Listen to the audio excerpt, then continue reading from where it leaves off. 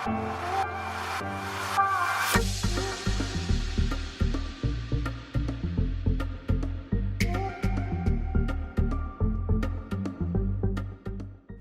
everyone, it's Grace and welcome back to my channel. So, before pa umulan ng sobra-sobra at napakainit, may bagong product ang Get Ready With Me Cosmetics and it's all about that Beige Velvet Setting Powder. So, I'm guessing, yeah, so it's a It's a long-wearing setting powder that has a velvet texture, skin blurring effect, and contains ingredients that can help with oil control, blah blah blah blah blah. So it has light to medium buildable coverage and can be used alone or as a setting powder over foundation. So I don't have anything on my skin actually. Wait lang, ang init! So binuksan ko na yung electric fan kasi hindi naman pwede nag-explain ako tapos pinapaypay ako sa sarili ko, diba? Wait. But yeah, so I got two shades. Oh yeah, they retail for 549 pesos. So syempre medyo may kamahalan siya. But actually, my first ever makeup item that I splurged on was actually a powder foundation because I struggled with acne. But then at the same time, I don't know how to work with liquid foundations. So I always had a habit of buying good setting powders and loose powders, anything, because it really changes the way your makeup will last and look. So yeah, so 549 pesos. I got two shades and I'm not sure kasi magkasunod to yung na shades. I got the shade Biscuit if ever I turn a little bit lighter, and got Nutmeg. So if you guys are wondering, my shade with the Radiance tint originally was number 12 Beige. I actually also did a review on that. I will link it here. But 12 Beige. But since I got a 10, umakit na siya ng number 21 and Almond. So I wasn't really sure kung anong shade ko. I'm pretty sure hindi ako magla-lighten up anytime soon. So I just got Biscuit if ever I turn a little bit light, and Nutmeg I think would be my color for now. With all of the Get Ready With Me products, may nakalagay sa packaging nila and plus sa product mismo kung kailan mo siya binuksan, so you know when you can throw it away. This one, it has 10 grams of product. An expiration date niya was 2025 and it was manufactured 2022 June. So it has squalane. Isn't that for moisturizing if I'm not mistaken? Kaolin. Hindi ko alam ba't nagpapanggap ako, alam ko i-pronounce to eh. Lalagay ko na lang dito. But I think that one helps with oil control, I think. Calamine, I think that helps with acne or calming down your pimples or if your skin is irritated. And it works with all skin types. So normal, dry, oily combination. Hala, yan na yung kidlat. Anyways, so I'm gonna put on my concealer first and then I'll get back to you guys.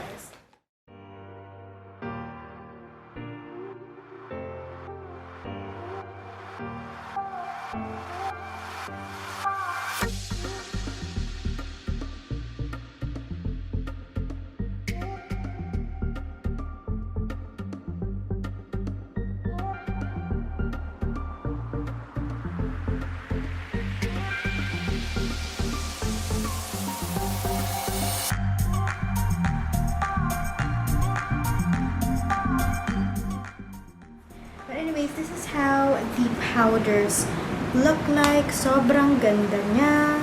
And a lot of thought went into the packaging. So I like this because yung ganitong packaging actually, you'd see this mostly sa mga cushion foundations, and I'll tell you why. Kasi may separate, like usually with cushions, you get a separate like container which is like this para ma-dispense nyo excess product here. But I've never seen this packaging when it comes to powder foundations. So you can put this, so at least may separation from the puff and the powder as well. And then you get this one. You have a mirror and this is your powder. So this one is in the shade Nutmeg, which I think will be the one to fit me the most. So yeah, and then pero pag tatabihin ko yung Biscuit so you guys could see. So this one is, wait. So the Biscuit one is the lighter one, and then the Nutmeg is the darker one. So very faint lang yung difference, I think. I think the Nutmeg one has more of a neutral undertone, while the Biscuit is more yellow toned. So yeah, feeling ko talaga magna-nutmeg tayo ngayong araw. And the thing that I love about this one, pagdating talaga sa Get Ready With Me Cosmetics, yung mga details talaga, doon ako natutuwa. So, the cover for the mirror, may flap na para mas madali yung matanggal. So, I'ma do that. See? Then, hindi yung gaganon at gaganon kayo tapos masisira nyo na yung mirror. So, the mirror is actually pretty nice. But yeah, first, and I actually like this powder puff. May kita nyo, medyo pointed yung dulo. Ay, ayaw niya mag-focus. Ayan. So, I think it's easier to get underneath your eyes. So, since I've been seeing sa posts nila that they actually just use the powder puff, so I'ma use the powder puff. So, a little bit. And press it underneath my eyes. I don't know if you guys would see, but blurner niya yung ilalim ng mata ko. I don't know if you guys would see it, but this is the one with the powder. This is the one without. But I'm gonna use it for my whole face. Nang kalahati mo na yung gagawin ko. Like half of my face first. Hala, ayan na. Para makita nyo. But oh my god. Can you guys see that? Oh, and I don't know if you guys see it, how much it blurred my face.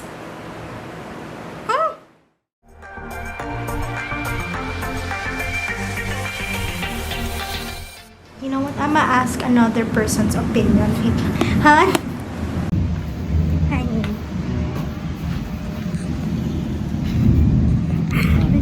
This side of my face look blurred, or like I minimize yung pores.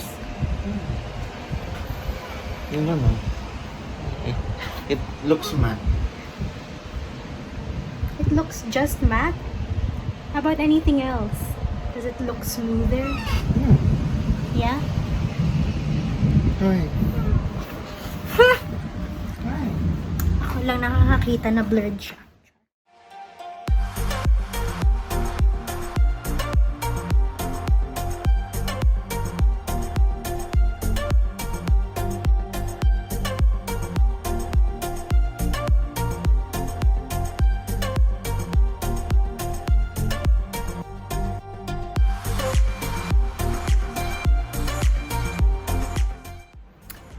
So, it's 1 a.m. and this is how the powder looks. And honestly, nag-workout din kasi ako, so medyo oily siya. But around the 9 p.m. mark, doon ko na napapansin na it's a bit oily and... But anyways, ayun. Before ako na-hijack, yeah, so around 9 p.m., nakita ko na siya nag-oil up na siya. But at the same time din kasi, I am using a sunscreen that doesn't really have the best oil control and medyo waterproof siya. So when I washed my face before doing my makeup, medyo nahirapan akong tanggalin siya. So it kind of remained oily before I do my makeup. So I'm gonna do the exact same makeup tomorrow and see if it will get as oily as this one. But so far, my skin still looks really, really good. And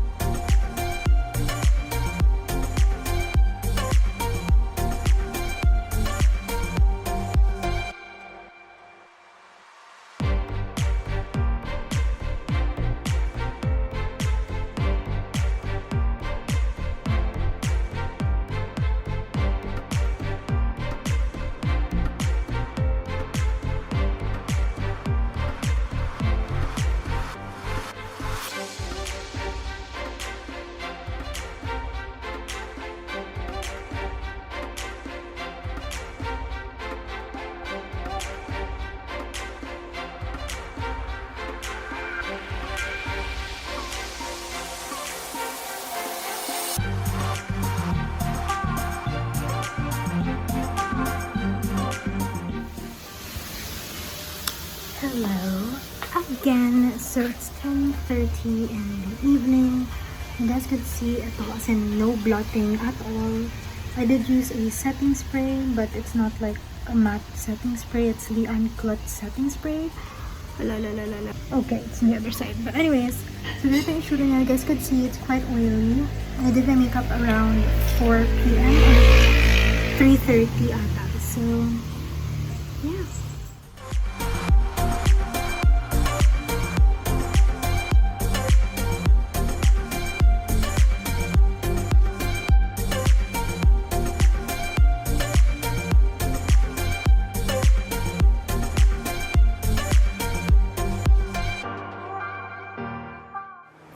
Hi guys! So I think it's been 2 weeks since I've been trying the Get Ready With Me Powder Rush. So though I don't know why powder rush yung tawag when it says here all about that base velvet setting powder, but it's called powder rush if you check their socials. But yeah, I've used it on its own, I've used it on top of foundations, I've used it on top of just concealer, I've tested it na nag-workout ako under a mask and stuff like that. So, I have 2 shades with me. I got Nutmeg because I got a tan, and I also got Biscuit. Magkasunod to, so very very subtle lang yung difference niya. But I ended up going with Biscuit because I keep forgetting na... Wait, tira pang magsalita. May singaw ata ako sa dila ko. Wait lang. I got Biscuit and then I got Nutmeg kasi I wasn't really sure kasi I got really tan. Like, yung mga powders ko don't even work for me anymore. But I keep forgetting also na acidic ako. So, foundations tend to oxidize on me. So, I tend to go a shade lighter. So, eventually, I ended up using Biscuit. So, yeah, as I said, I love their packaging, but the only thing is it's white. So if you look at it closely, itong compact na to, may stains na ng concealer because I use it immediately. And I also love using the puff. Look how dirty. But yeah, usually with powders and stuff, I tend to ignore the puff that it comes with. I would like to use the powder brush that I'm used to or a flat top brush, but for this one I don't know what it is, but I just stuck to it. I did use it with a powder brush, but there's something about the applicator na gustong gusto ko. It really like presses the powder in and really sets your foundation or your concealer really nicely. And plus I really love the tip. I'm gonna show you my very dirty puff, but I really like the tip of it. Sobrang perfect underneath your eyes. Yeah, so in terms of this one, they did say it's blurring and stuff like that. It's not like super blurred, but your face will definitely look smoother.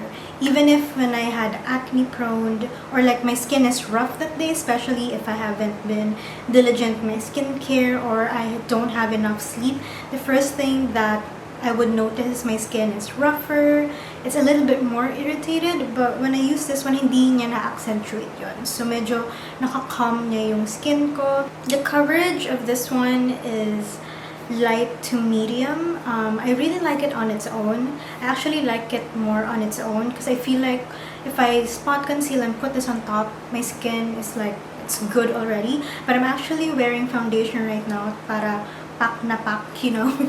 But yeah, this is the Maybelline Matte Plus Poreless. Everything just sets well, regardless of everything I put on top. It just makes it last longer.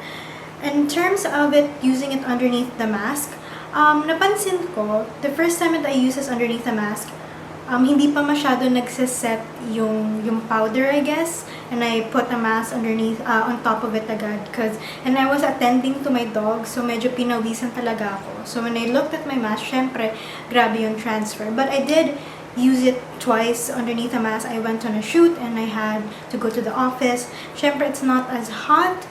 But then I didn't really like do anything different with my makeup. I just spot conceal, powder, and it's not completely mask proof and they never claimed it to be. May konting transfer siya, pero hindi tulad ng ibang like products na ginamit ko na sobrang noticeable yung transfer. So I actually like that. And as I said, it makes everything last longer. I was using a liquid blush, and liquid blushes, that's why I tend to overdo it kasi kinakain talaga siya ng skin ko. And especially if I use a mask on top pa, talagang syempre by the end of the day, wala na siya. And I used this during a shoot and while I was in the office, and I used my go-to blush, and after a long day, I think I did my makeup around 8 a.m. Uwi ako ng mga 4.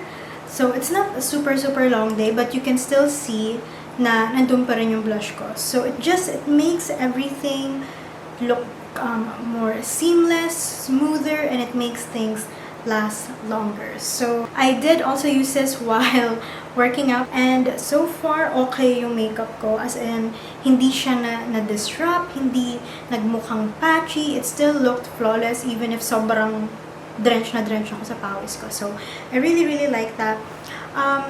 Honestly, I've tried multiple, like, yung mga hyped up na powders online, and some I do ended up liking, but some I just decided to use it kasi binili ko na siya, but it's not something that I'm excited to use. Alam niyo kapag may makeup product kayo na sobrang gusto nyo, na-excite kayo para mag-makeup, ganun yung naramdaman ko dito.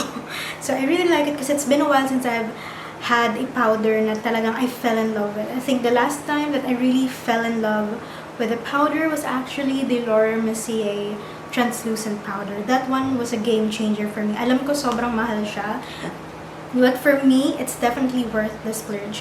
Now this one is, I would call this mid-range. It is 549 pesos because since we have other local products na medyo mas mura, for me kapag tumutong-tong na siya ng mga 399, medyo masakit siya sa akin sa bulsa, because for me, makeup is something that I do use quite often, so I need something that's a little bit more sustainable. But this one, sobrang ganda niya. 549 and you get 10 grams of product. So you're actually getting a lot.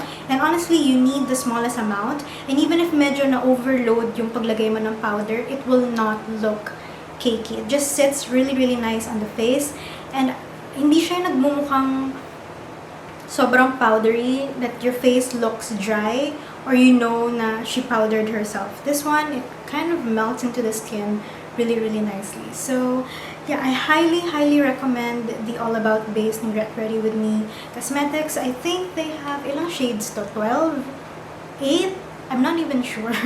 But yeah, I'm actually liking the shades Nutmeg and Biscuit. Maybe if I go to the beach again, I'll use Nutmeg. But since medyo I haven't been swimming and I'm back staying at home, I'm staying with Biscuit. So hope you guys like my review for the Get Ready With Me Cosmetics Powder Rush. Again, please don't forget to click the subscribe button down below. Don't forget to give this video a thumbs up, and I'll see you guys in my next video. Bye!